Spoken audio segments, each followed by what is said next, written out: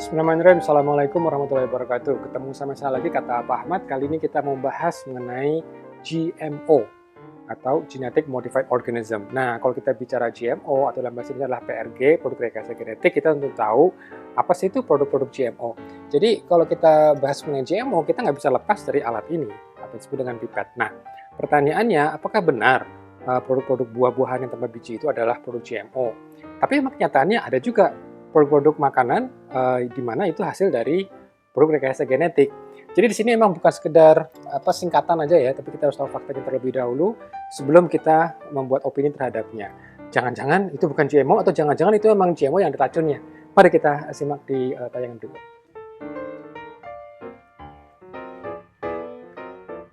Di media sosial dan klaimnya seperti ini gitu ya. Coba kita dengarkan apa yang beliau sampaikan gitu ya. Oke. Wow, ini dia yang aku cari. Semangka tanpa biji. Ini juga ada tanpa biji, ini juga tanpa biji. Ini namanya anggur tanpa biji. Nah, di sini tertulis juga as sweet as honey, artinya manis seperti madu. Wah, luar biasa. Jadi manisnya ini nggak lumrah ya, manisnya nggak umum. Manis seperti madu. Nah, ini yang disebut dengan GMO ya, Genetically Modified Organism.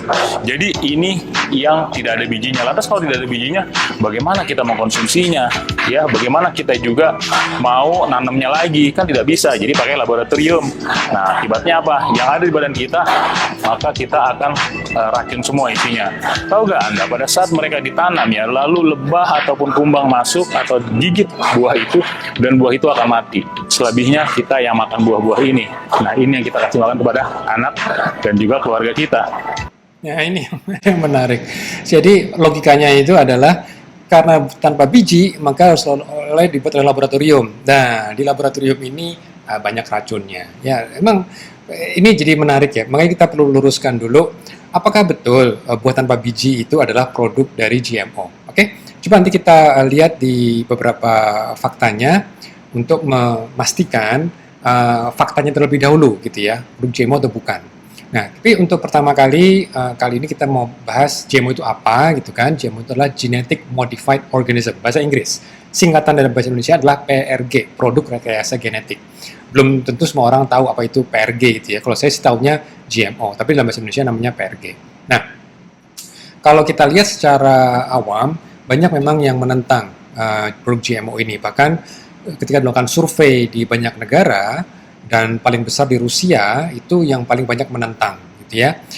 Sementara kalau di negara Malaysia misalnya, kalau di Malaysia itu masih lumayan banyak yang menentang, ada sekitar 45% mengatakan bahwa produk GMO ini tidak aman, walaupun ada sekitar mungkin 41% menganggap ya tidak gitu jelas lah gitu, tidak bisa membuat opini gitu. Nah, artinya apa ini, boleh apa tidak gitu ya, aman apa enggak gitu kan. Nah, coba kita lihat di Indonesia. Indonesia ini banyak yang belum sadar bahkan bahwa tempe yang kita konsumsi itu sebetulnya adalah kedelainya itu produk dari PRG, produk GMO, ya, rekayasa genetik. Jadi ini adalah survei yang dilakukan di Indonesia sendiri. Nah, pertanyaannya bagaimana nih yang kita menyikapinya gitu. Nah, ketika orang merasa ragu, nggak gitu jelas gitu ya, itu karena perasaan, karena mungkin kurang pengetahuan, atau mungkin karena disinformasi atau karena hoax. Nah, untuk ini tugas saya adalah menjelaskan bagaimana sih GMO itu dibuat, gitu ya, faktanya seperti apa. Nah,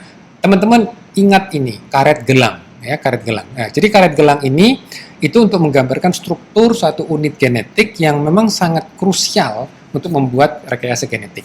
Jadi ketika kita membahas mengenai karet gelang tadi itu strukturnya memang seperti karet gelang, sirkular. Ini dalam struktur genetik ada yang namanya plasmid. Jadi plasmid itu adalah struktur yang kita tidak punya, manusia tidak punya. Itu ada di bakteri. Jadi ketika bakteri itu saling berkomunikasi dan mereka sering tukar-menukar materi genetik, itu mereka sering tukar-menukar materi yang disebut dengan plasmid tadi itu. Nah, plasmid itu dia membawa sifat-sifat seperti misalnya resistensi terhadap antibiotik. Nah, dari sini kita bisa tahu para ahli ilmuwan biologi molekuler berpikir, kalau plasmid ini bisa saling tukar-menukarkan dan kita bisa memasukkan gen apapun yang kita inginkan ke plasmid itu, lalu kita minta bakteri itu untuk memperbanyaknya. Nah, nanti kalau sudah diperbanyak, kita punya materi genetik, konstruksi genetik yang kita bisa pindahkan lagi ke makhluk lain gitu ya. Jadi ini contoh yang menarik adalah seperti ini. Jadi inilah konsepnya. Jadi kalau misalnya insulin, banyak orang yang butuh insulin. Nah, kalau dulu ketika untuk membuat insulin mereka harus memanen dari banyak sekali pankreasnya sapi, bahkan pankreas babi gitu ya. Jadi mereka tukang jagal, mereka harus koleksi pankreas itu lalu dimurnikan untuk dicari insulinnya. Tapi bisa dibayangkan berapa ton pankreas yang harus dikumpulkan untuk bisa membuat insulin. Nah, karena mereka sudah tahu biologi molekuler, mereka bisa ambil gen insulinnya itu dari manusia, lalu mereka masukkan ke plasmid tadi itu. Nah, plasmid itu dipindahkan ke bakteri akan memperbanyak konten genetik dari si plasmid, dan dia bisa memproduksi banyak sekali insulin gitu ya. Jadi ini adalah konsep yang sebetulnya cukup sederhana gitu ya. Jadi bagaimana kita memperbanyak produk gen yang kita inginkan, sehingga kita tidak perlu lagi meminta babi misalnya ya, daging pankreas dari babi untuk kita ambil insulinnya. Cukup kita minta bakteri untuk memproduksi insulin manusia. Jadi tentunya itu juga lebih bagus, apalagi halal lagi gitu ya, karena tidak ada lagi konten babi di situ. Nah, lalu kalau kita lihat seandainya kita bisa memindahkan gen insulin manusia, berarti kan kita bisa memindahkan gen apa lagi yang lain gitu kan. Nah, ini sebagai contoh nih, teman-teman tahu kunang-kunang kan? Jadi kalau kita bicara kunang-kunang itu kan berpendar. Jadi yang buat dia berpendar tuh ada protein khusus yang dia bisa menjadi berpendar. Nah, kalau kita bicara protein pasti ada gennya kan? Nah, gen itu dipindahkan ke plasmid, lalu plasmidnya itu dipindahkan ke bakteri, lalu kita bisa transfer itu ke kemana? Ya kita bisa misalnya transfer ke tanaman. Jadi kalau misalnya kita lihat nih, jadi dari proteinnya si kunang-kunang tadi itu kan ada DNA-nya tuh, ada gennya.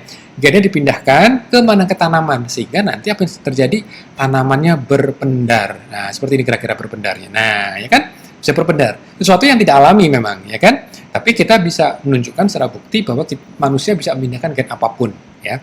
Dan kalau pertanyaan kita memindahkan ke gen tanaman, itu juga bisa. Nah, pertanyaannya tadi, apakah misalnya tadi buah tanpa biji itu adalah produk GMO? Nah, apakah emang ada racunnya gitu kan? Nah, coba kita lihat. Jadi memang pertanyaannya kita mau mindahin gen apa? Gen apa yang mau kita masukkan dalam tanaman tadi itu kan gitu. Memang banyak sekali tantangan-tantangan dalam produksi pangan gitu ya.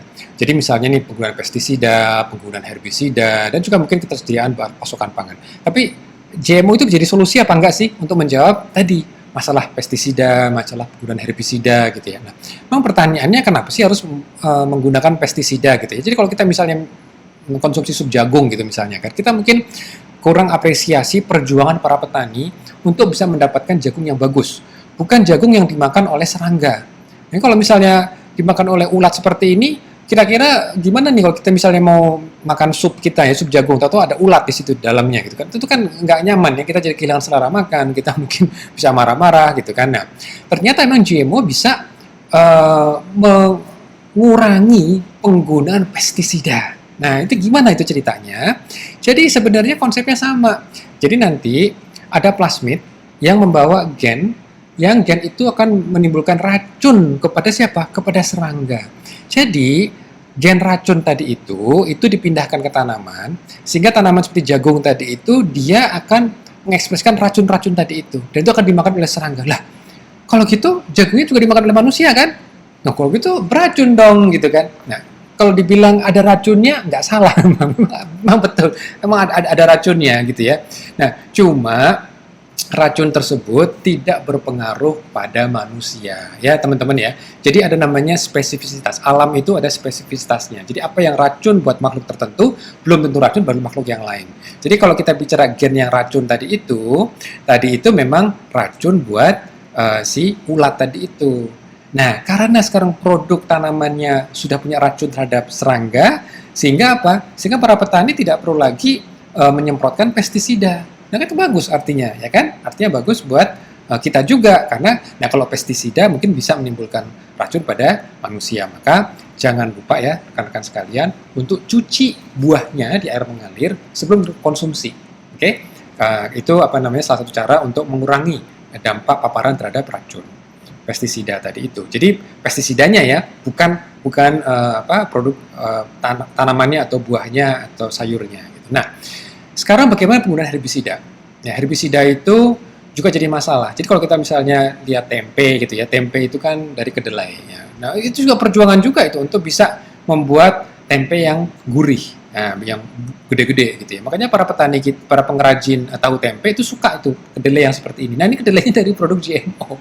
Nah kok bisa sih? Kenapa sih harus buat kedelai yang ada GMO-nya? Jadi kalau kita nanam kedelai gitu kan, itu kan nggak sendirian, pasti ada ilalang juga.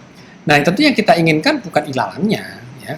Kita hanya ingin tentu tanaman kedelainya kan, gitu. Nah tanaman kedelai itu gimana caranya supaya bersih dari ilalang?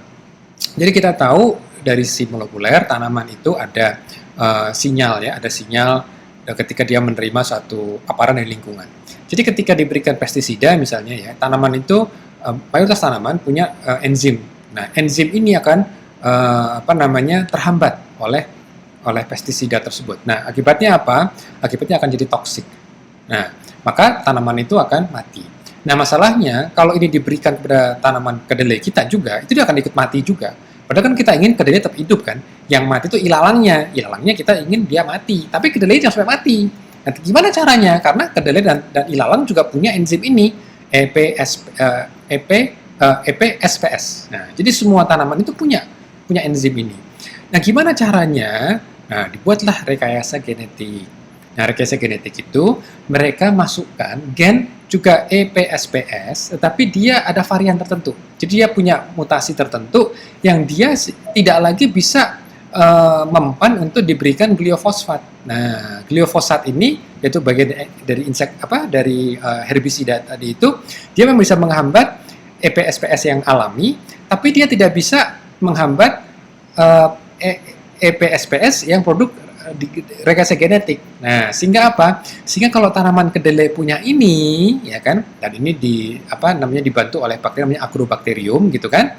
Sehingga nanti yang mati siapa? Yang mati itu adalah ilalangnya aja. Nah, ilalangnya dia akan mati, tetapi kedelai yang sudah bertransgenik tadi ini, yang sudah menjadi produk GMO tadi ini, dia masih bisa hidup. Gitu ya. Nah, jadi artinya apa? Artinya disitulah GMO-nya. Jadi dia bisa pertama tadi bisa tahan terhadap hama, tapi yang kedua dia bisa tahan dari herbisida. Nah, ini pertanyaannya, kira-kira produk kedelai yang ada ada produk GMO itu berbahaya apa tidak sih gitu kan? Ini studinya di mana? Di IPB. Jadi teman-teman nggak perlu khawatir ya, kita punya kampus juga di Indonesia yang juga mengamati, memastikan, menakar, mengukur apakah memang kedelai yang sudah produk GMO ini dia bisa menimbulkan efek pada manusia gitu kan, atau efek pada hewan. Nah, coba kalau kita lihat pertama, apakah nomor satu yang kita mungkin perlu ketahui, halal apa enggak? Halal ya. Halal, kenapa? Karena dalam produk buatan GMO tidak ada komponen babi. Yang kedua, alami apa tidak? Ya, orang selalu mengatakan alami itu lebih sehat, ya, karena belum tentu. Karena kalau alaminya jagung itu seperti ini, dan mungkin nggak enak. Dan pada esensinya manusia itu kan makhluk Allah yang tidak alami. Ya, manusia itu selalu berpikir apa yang kita bisa buat supaya hidup kita mungkin lebih nyaman, gitu kan? Nah, tentu kita juga harus secara bertanggung jawab ya, jangan sampai kita rusak-rusaknya, enggak. Tapi emang upaya manusia itu betul-betul mendomestikasi supaya jagung yang kita konsumsi itu enak, gitu kan? Nah, jadi sebetulnya memang manusia itu tidak alami gitu ya. Nah, tapi yang ketiga, apakah produk GMO ini bisa menimbulkan kanker? Gitu kan? Sejauh ini tidak ada bukti. Memang dulu ada yang mengklaim bahwa itu menimbulkan kanker, makanya mereka kan munculkan yang sangat dramatis seperti ini gitu ya. Nah, lalu mereka publikasikan dan itu menimbulkan banyak sekali kontroversi ya di kalangan para ilmuwan. Jadi masalahnya adalah ilmuwan yang mengklaim menggunakan tikus ini, itu ternyata memang datanya itu tidak bisa disimpulkan apa-apa. Kenapa? Karena mereka menggunakan tikus, yang tikus itu memang sebetulnya sudah rentan terkena kanker. Jadi ini tikus Brachdolly gitu ya, jadi mereka tunggu sampai usia 2 tahun lebih gitu. Dan tikus itu kalau udah makin tua, itu muncul banyak penyakit. Jadi misalnya nih, tanpa GMO pun, dia sudah ada yang terkena kanker gitu ya. Nah, pertanyaannya ketika dia lebih banyak yang terkena kanker itu bermakna apa tidak gitu kan. Nah, jadi dari sisi eksperimennya saja itu jumlah tikus yang digunakan untuk eksperimen ini itu tidak mendapatkan statistical power yang tepat. Nah, ini makanya di video konten yang saya sebelumnya ada caranya menghitung ya, bagaimana menghitung jumlah sampel ya per eksperimen untuk bisa membuktikan apakah ini memang berbahaya apa tidak. Tapi di sisi lain, memang model ini tidak pas karena kalau di model ini tikus ini kan sekitar kita tahu 20% dari mereka akan terkena tumor yang ganas ketika mereka mendapatkan usia yang sudah agak tua, di atas 2 tahun gitu. Nah, manusia itu nggak seperti itu. Manusia itu prevalensi kanker itu bukan 20%. Manusia itu kalau misalnya kita bicara kanker payudara misalnya gitu ya, saya amame pada wanita, itu munculnya di atas 70 tahun. Itu pun prevalensinya mungkin antara 8 sampai 10%. Jadi tidak sampai 20% seperti di tikus tadi itu. Jadi artinya apa? Artinya ya memang tidak relevan ya. Jadi ya makanya sini harus hati-hati. Nah, banyak sekali studi-studi penelitian independen dan tidak ada kaitannya apakah GMO bisa menimbulkan mutasi, apakah nanti bisa dapat pada anak cucu kita gitu kan, dan apakah organ reproduksi kita bermasalah. Jadi kalau misalnya ada yang mengatakan itu racun, ada yang mengatakan itu, ya masalahnya begini, boleh sih kita berpendapat, nggak apa-apa. Tapi tolong buktinya apa gitu ya. Harus ada buktinya, jangan hanya duga-dugaan kita aja gitu kan. Nah, tapi kembali ke sang bapak tadi itu ya, apakah buah tanpa biji itu adalah produk GMO? Nah ini yang kadang-kadang saya sendiri sebetulnya bukan ahli tanaman gitu ya, tapi kita bisa cek dari sumber yang otoritatif gitu kan. Dan saya menemukan paper yang cukup lama dan jawabannya tidak gitu kan. Dan basis bukti saya apa gitu kan? Basis bukti saya bahwa sudah ada studi di IPB gitu ya, bahwa kenapa kok bisa ada tanaman tanpa buah itu tanpa biji. Jadi itu karena penambahan asam sulfat, bukan asam sulfat, asam folat, bukan asam folat juga, gitu ya, bukan asam sulfat, bukan asam folat. Lalu apa? Asam giberalat, gitu ya. Jadi asam giberalat ini itu bisa menimbulkan metabolisme pada tanaman itu, sehingga dia bisa muncul itu proses buah tanpa biji. Jadi namanya partenokarpi kalau nggak salah ya. Jadi dia tidak harus dibuahi. Kan biji itu kan asalnya dari pembuahan ya, dari tanda kutip jantan betina versi tanaman gitu kan. Nah tapi ini dia tanpa ada proses polinasi gitu ya, penyerbukan, dia bisa distimulasi untuk bisa membesarkan buah tadi itu sehingga tidak ada bijinya. Ya. Makanya buah anggur seperti buah muscat segala macam itu sudah lama dibahas gitu kan, sudah lama dibahas dan itu sampai sekarang pun tidak perlu direkayasa genetiknya gitu ya. Cukup diberikan apa namanya tadi asam folat bukan asam giberalat gitu ya, asam giberalat. Jadi jangan keliru asamnya ya. Karena kita nggak bahas stunting di buah anggur ya. Kita bahas mengenai buah tanpa biji. Jadi sekali lagi teman-teman, produk tanpa biji itu bukan hasil rekayasa genetik. Memang ada yang rekayasa genetik seperti tadi jagung ya, dia punya racun terhadap hama. Ada juga kedelai, dia juga membawa produk GMO tahan dari herbisida gitu ya. Jadi dia tidak mati ketika disemprot herbisida, yang mati adalah ilalangnya ya gitu. Jadi artinya teman-teman ini penting ya, jangan kita hanya gunakan asumsi karena memang ketidaktahuan atau disinformasi, tapi pastikan kita harus tanyakan, cari informasi ke sumber yang otoritatif. Baik, demikian dari saya itu dulu. Ketemu lagi insya Allah di lain topik. Assalamualaikum warahmatullahi wabarakatuh.